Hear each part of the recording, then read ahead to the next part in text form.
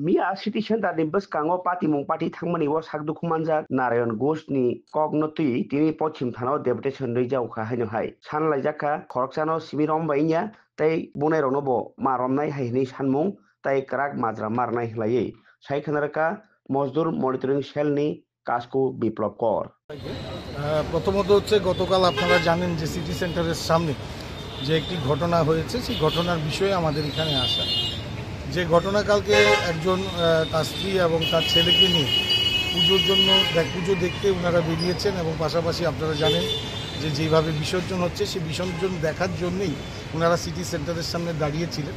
তো সেখানে দাঁড়িয়ে থাকাকালীন কোনো কিছু ব্যক্তি তাকে নানাভাবে তার স্ত্রীকে নানারকমভাবে উক্তি করে এবং সে সেটা প্রতিবাদ করে এবং তার ফলে তাকে টেনে নিয়ে সিটি সেন্টারের ভেতরে নিয়ে গিয়ে তাকে আঘাত করা হয় এবং সে রক্তাক্ত অবস্থায় হয়। তো আমরা বিশ্বাস করি কোনো দুষ্কৃতী, সে কোনো পার্টির হতে পারে না, সে কোনো ধর্মের হতে পারে না, দুষ্কৃতী। তো সেই ক্ষেত্রে মজদুর মনিটরিং সেল, যেহেতু সে নারায়ণ ঘোষ যে ইনজুর্ড হয়েছে, সে আমাদের সংগঠনের টেলিকম সংগঠনের একজন দায়িত্বশীল ব্যক্তিত্ব এবং সে দীর্ঘদিন ধরে আমাদের সাথে কাজ করে এবং তার সম্পর্কে আমরা পুরোপুরি অবগত আছি। কিন্তু যারা ঘটনাটা করেছে তারা হাজার হাজার মানুষের মধ্যে এই ঘটনাটা করা, অর্থাৎ আইন হাতে নিয়ে যাওয়া, সেটা একটা দুর্বলতার আমি মনে করি প্রতীক। কিন্তু আমাদের প্রশাসন খুব ভালো ভূমিকা নিয়েছে, সাথে সাথেই আসামিকে গ্রেপ্তার করেছে এবং পাশাপাশি যে ইনজোর্ড তাকে হাসপাতালে পৌঁছানোর ব্যবস্থা করেছে এবং এই প্রশাসনের সেই ক্ষেত্রে আমি প্রশাসনকে ধন্যবাদ জানাবো। কিন্তু পাশাপাশি এটার সাথে আরও কেউ যুক্ত আছে কিনা সেই জিনিসটা প্রশাসন দেখতে হবে। যদি আরও কেউ যুক্ত থাকে তাদেরকে সঠিকভাবে তাদেরকে নিয়ে এনে তাদের সঠিক শিক্ষা দেওয়া দরকার।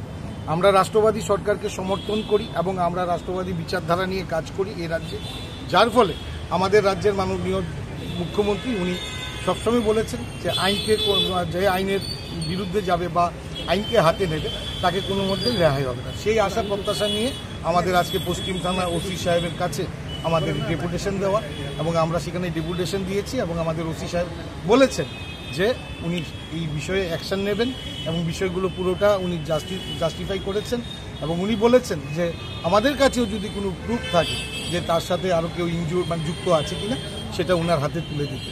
তো আমার দৃঢ় বিশ্বাস যদি তার সাথে কেউ যুক্ত থাকে সেই ক্ষেত্রে ওনারা অ্যাকশন নেবেন এবং পাশাপাশি যে আসামি গ্রেপ্তার হয়েছে তাকে কোর্টে তোলা হয়েছে এবং তাকে আজকে পুলিশ রিমান্ডে নিয়ে আসা হয়েছে।